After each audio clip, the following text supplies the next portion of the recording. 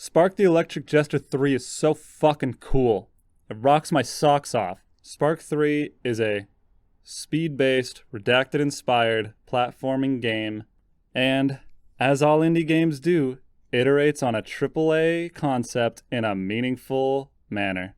Let's talk about physics and moveset in Spark the Electric Jester 3. Let's talk about the physics first. Spark the Electric Jester has a lot of acceleration. If you just hold up in an undetailed flat environment, Spark will accelerate quite a bit. He has a high top speed, but it takes him a while to get there. It actually took a lot of testing to realize that Spark even had a top speed. If Spark jumps off of an upward slope, he'll gain more height. If he jumps off of a downward slope, he'll go a little bit more forward. Classic stuff, but you'd be surprised how few games are actually designed around this mechanic.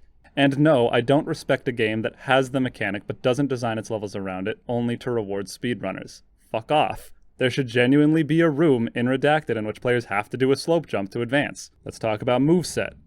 Spark, in his little brown jacket, has quite a few abilities at his disposal to make getting through levels interesting and multifaceted. My favorite things, a multifaceted platformer. Let's go lightning round. Jump, double jump, untargeted dash, targeted dash, charged jester dash, single-use boost, continuous boost on rails, downward dash, light dash, wall run, and the hidden mechanic, the magnet dash.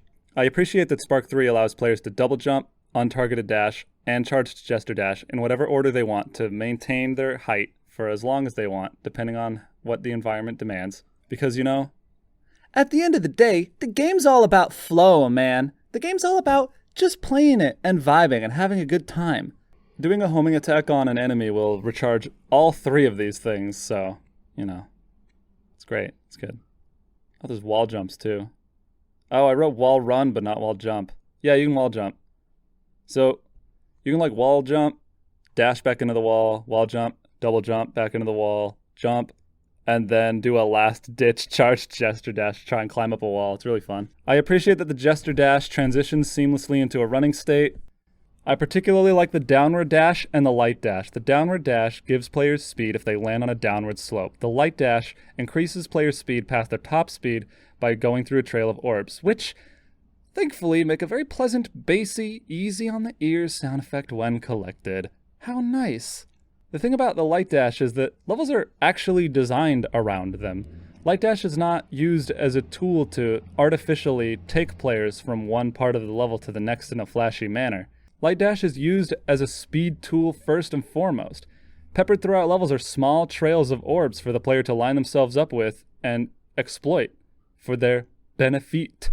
There are also double trails of orbs, which if the player presses the light dash button with poor timing, Spark will make a U-turn and stop completely. That sounds like an unintentional mechanic. However, if the player runs halfway through the double trail of orbs and then light dashes, the light dash will work as intended, which makes it feel like those pairs of orb trails are there to add a sense of timing to what might become a mindless mechanic.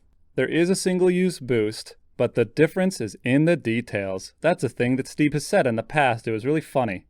Boosting doesn't set the player's speed to a certain value. Boosting adds speed to the player's current speed. If you use boost from a standstill, you're not going to go very fast. If you use it from a run, now you're getting somewhere. And if you have excess energy, which is rare, you can use boost multiple times in a row to really go flying. Energy in Spark the Electric Jester 3 is scarce, which makes players want to route around getting energy and using it at opportune times. There's also a wall run, which I'm a bit of a casual player, so I have trouble making the wall run work, but apparently if you have a lot of speed and then wall run, then you'll start to feel like you're parkouring around the map. But that's some advanced shit.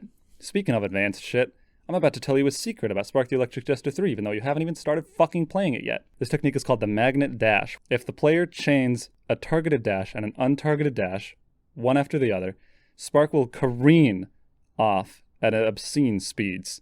Free speed? Not quite.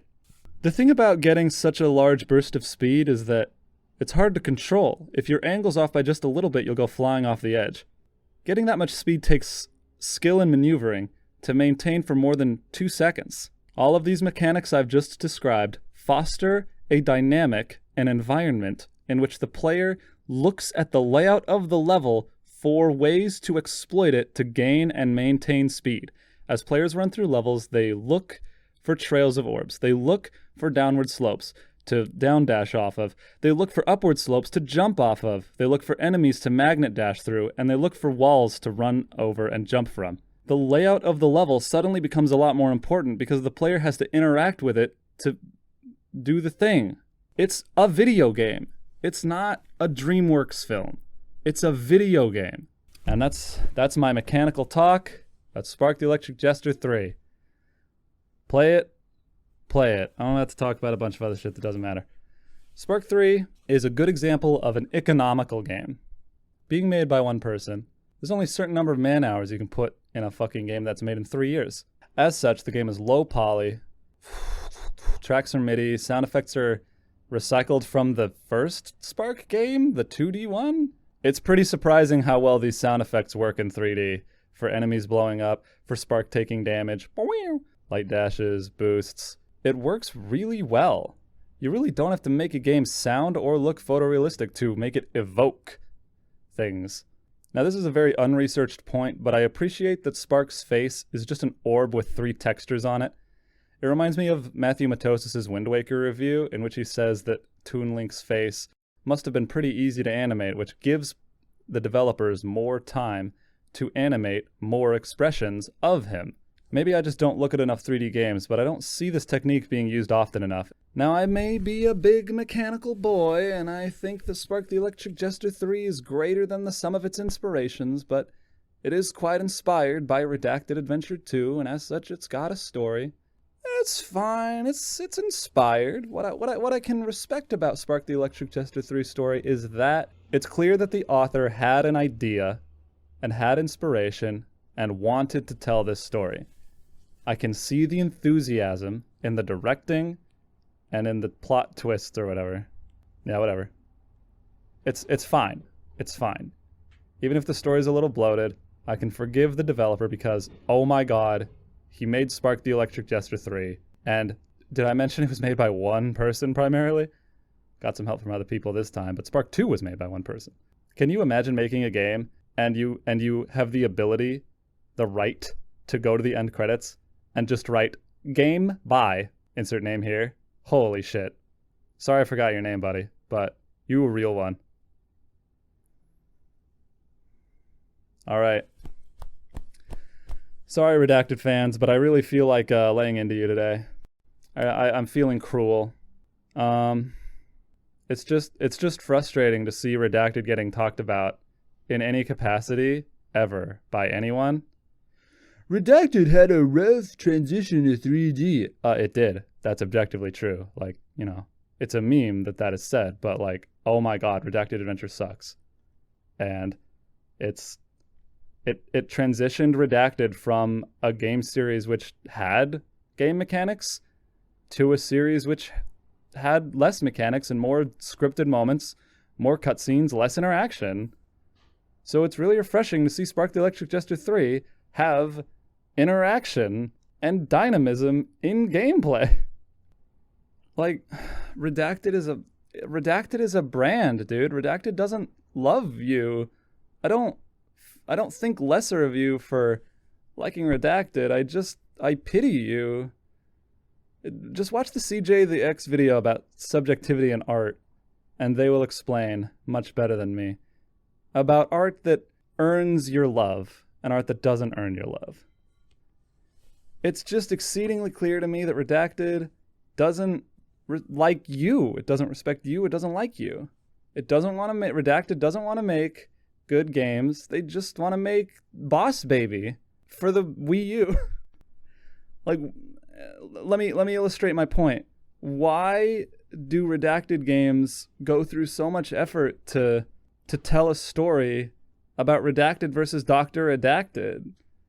There's no way a human being on Earth could possibly be invested in the tug of war between Redacted and Dr. Redacted, because Redacted is just going to beat Dr. Redacted every time, and everything that Dr. Redacted is going to do is going to turn on him in the third act, because it's been done 1,000 fucking times since Redacted Adventure 1.